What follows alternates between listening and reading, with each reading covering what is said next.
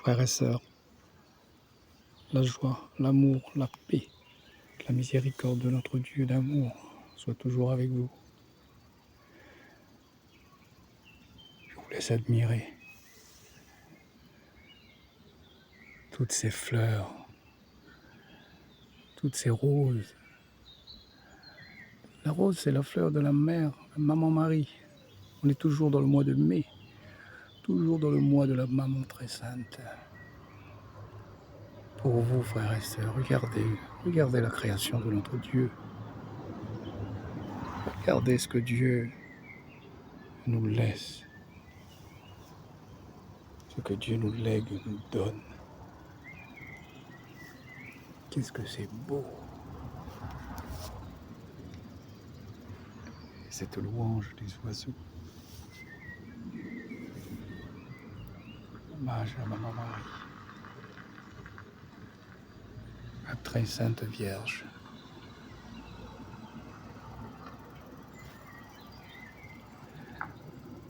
Comme à l'accoutumée aujourd'hui encore, vous aurez droit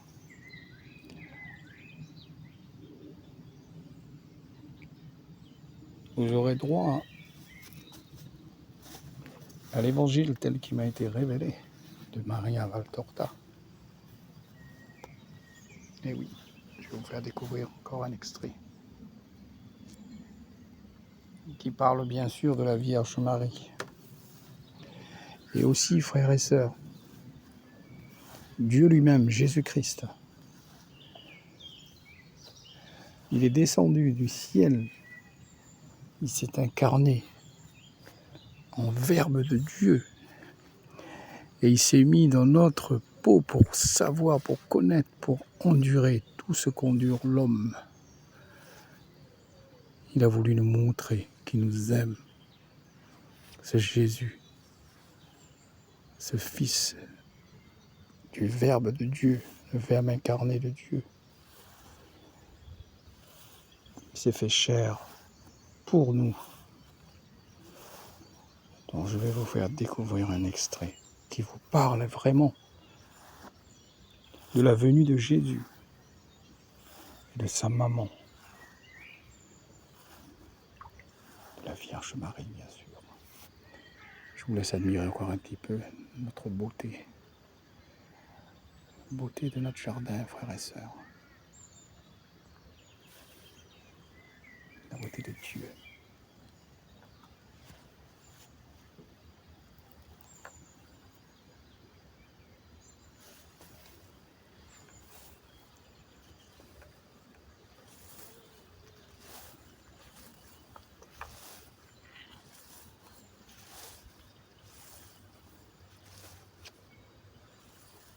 Regardez ces roses. Regardez la beauté de ces roses, frères et sœurs.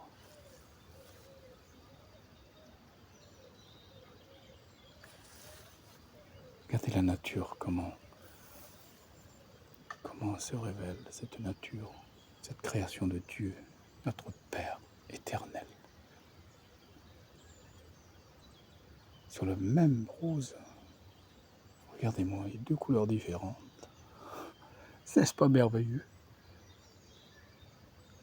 N'est-ce pas merveilleux, la création de notre Dieu d'amour? Je vous fais regarder le plan. Un seul plan de rose avec deux roses différentes, frères et sœurs.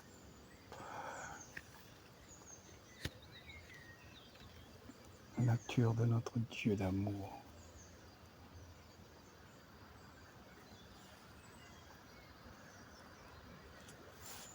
Regardez ça. Admirez, frères et sœurs. C'est pour vous.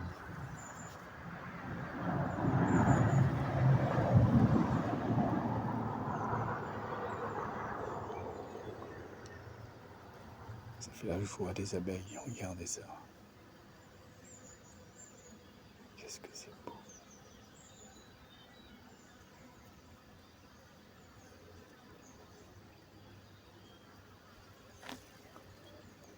Comment ne pas te louer, Jésus, avec toute ta création, ta bonté, ta miséricorde, le Dieu d'amour.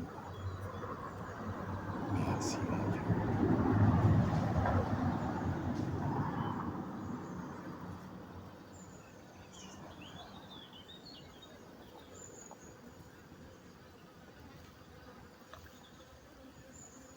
Dieu nous parle à travers sa nature, sa création. Écoutez, frères et sœurs.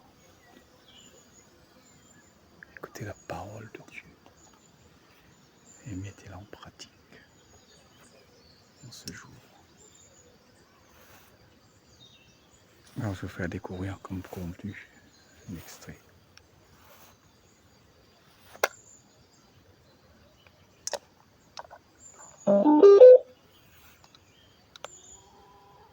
Chapitre 55.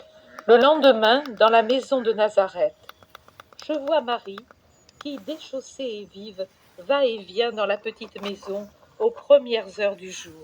Dans son vêtement légèrement azuré, elle semble un gentil papillon qui effleure sans bruit les murs et les objets. Elle s'approche de la porte qui donne sur la route et l'ouvre doucement sans bruit. Elle la laisse entr'ouverte après avoir donné un coup d'œil sur le chemin encore désert. Elle remet de l'ordre, ouvre portes et fenêtres, entre dans l'atelier où, désormais abandonné par le menuisier, se trouvent les métiers de Marie. Et là aussi, elle se met à travailler. Elle couvre avec soin une toile en cours de tissage et sourit à une de ses pensées en la regardant. Elle sort dans le jardin. Les colombes s'assemblent sur ses épaules. Elle volette d'une épaule à l'autre pour avoir la meilleure place, querelleuses et jalouses par amour de leur maîtresse. Elle l'accompagne jusqu'à une cabane où sont les provisions.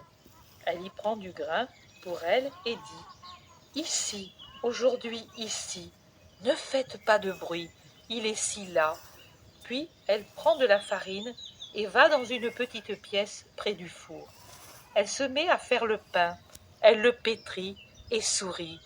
Oh, comme elle sourit aujourd'hui, la maman! On dirait la toute jeune mère de la Nativité, tellement la joie la rajeunit. Elle enlève un peu de pâte qu'elle met de côté en la couvrant, et puis elle reprend son travail, s'échauffant. Ses cheveux sont devenus plus clairs à cause d'une mince couche de farine.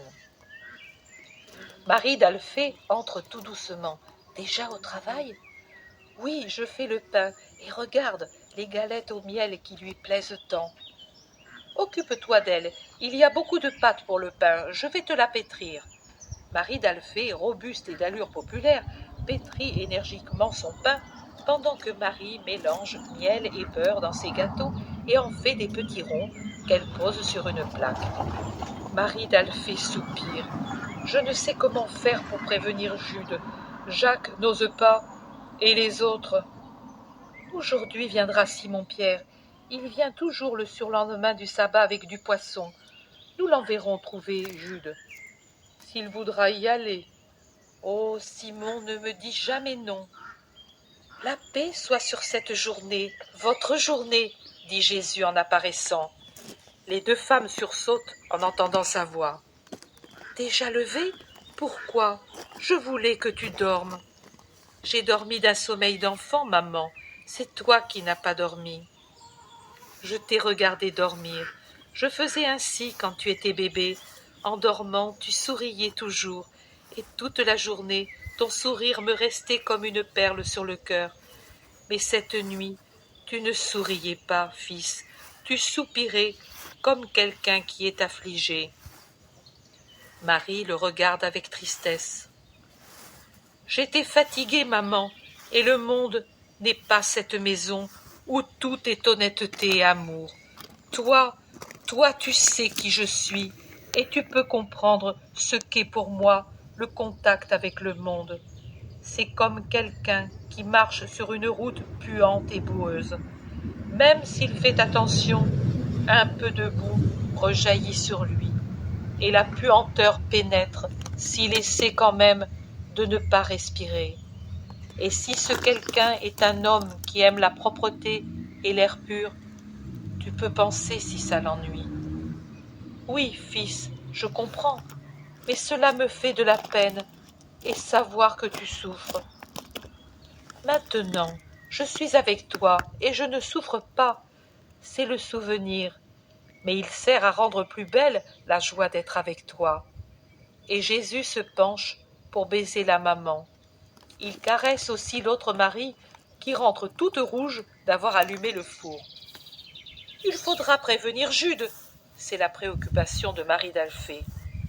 Pas besoin, Jude sera ici aujourd'hui. Comment le sais-tu? Jésus sourit et se tait. Fils, toutes les semaines, en ce jour, Simon-Pierre vient. Il veut m'apporter du poisson pêché au petit matin et il arrive à la fin de la première heure. Il sera heureux aujourd'hui. Il est bon, Simon. Pendant le temps qu'il reste, il nous aide. N'est-ce pas, Marie? Simon-Pierre est un homme honnête et bon, dit Jésus. Mais l'autre Simon aussi, que tu vas voir sous peu, est un grand cœur. Je vais à leur rencontre. Ils vont arriver. Jésus sort, pendant que les femmes, une fois le pain enfourné, reviennent à la maison où Marie remet ses sandales et d'où elle revient avec un vêtement de lin tout blanc. Il se passe quelque temps, et pendant l'attente, Marie d'Alphée dit « Tu n'as pas fini ce travail à temps ? Je l'aurai vite fini, et mon Jésus y sera à l'ombre sans avoir un poids sur la tête. » On pousse la porte du dehors. « Maman, voici mes amis. Entrez. » Les disciples et les bergers entrent en groupe. Jésus a les mains sur les épaules des deux bergers et les conduit à la mer. Voici deux fils qui cherchent une mère. Sois leur joie, femme. Je vous salue. Toi, Lévi, toi, je ne sais, mais par l'âge. Il m'a dit, tu es sûrement Joseph. Ce nom est doux et sacré en cette maison. Viens, venez. C'est avec joie que je vous dis, ma maison vous accueille, et une mère vous embrasse en souvenir de ce que vous, toi, en ton père, vous avez eu d'amour pour mon bébé. C'est pour les bergers un enchantement, une extase. Je suis Marie, oui. Tu as vu la mère heureuse. Je suis toujours celle-là, heureuse maintenant aussi de voir mon fils parmi des cœurs fidèles. Et celui-ci est Simon, maman. Tu as mérité la grâce parce que tu es bon, je le sais. Que la grâce de Dieu soit toujours avec toi. Simon, plus au courant des usages du monde, se courbe jusqu'à terre et tenant les bras croisés sur la poitrine, il salue. Je te salue, vraie mère de la grâce, et je ne demande pas autre chose à l'Éternel, maintenant que je connais la lumière et toi, son reflet plus doux que celui de la lune. Oui, frères et sœurs, le passage de l'Évangile tel qu'il m'a été révélé de Maria Valtorta, que Jésus a transmis pour nous, pour notre temps. N'est-ce pas merveilleux, ce passage qui parle de Dieu même, lui-même, Dieu fait chair. Vous voyez, il est vraiment dans la peau de nous, dans la peau de l'homme carrément. Mais il agit comme nous. Et oui, Dieu s'est fait chair pour nous. Et il nous a fait à son image, frères et sœurs. Ne l'oublions pas. Oui, mon Jésus d'amour, mon Dieu Tout-Puissant, mon Créateur du ciel et de la terre, de l'univers visible, invisible. Nous te louons, nous te bénissons, nous te rendons grâce, mon Dieu, pour tous tes bienfaits. Soyez bénis, frères et sœurs, en ce temps. Que Dieu vous assiste dans toutes vos actions, qui vous protège, qui vous montre le chemin, car lui-même il est le chemin, la vérité et la vie. Nul ne va au Père sans passer par Dieu, par Jésus-Christ. Frères et sœurs, soyez abondamment bénis. Amen.